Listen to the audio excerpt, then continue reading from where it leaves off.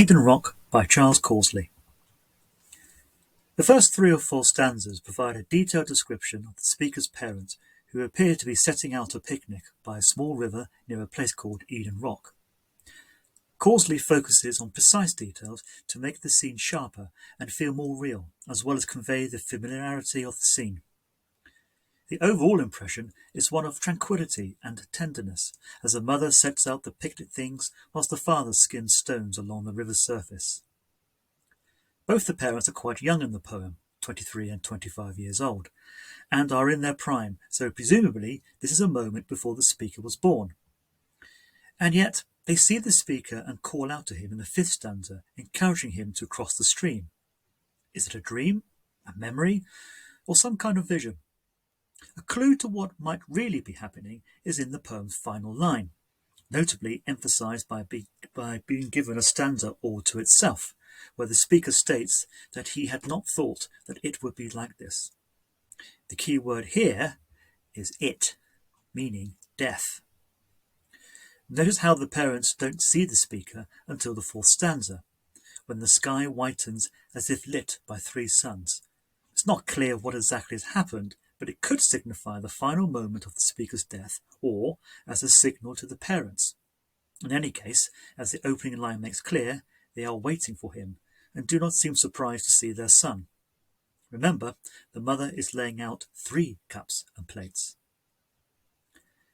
Saying that someone has crossed over or passed over are euphemisms often used instead of saying died.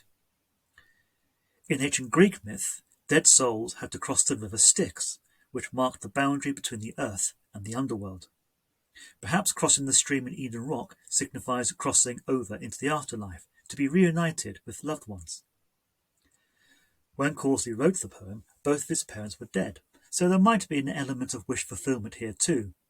Furthermore, locating the poem in a fictional place called Eden Rock also conveys a religious link with the Garden of Eden, an idea reinforced by the 3 sons mentioned earlier, which could perhaps refer to the Holy Trinity.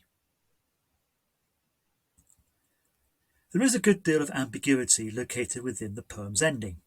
The final line undoubtedly indicates surprise, but is it expressed with a sense of shock or alarm, or with joy or wonder? Has the speaker really died, or is this only the case once he crosses the stream? Does he do so? Since the final line is separated from the rest of the poem and isolated, this may imply the separation and uncertainty felt by the speaker.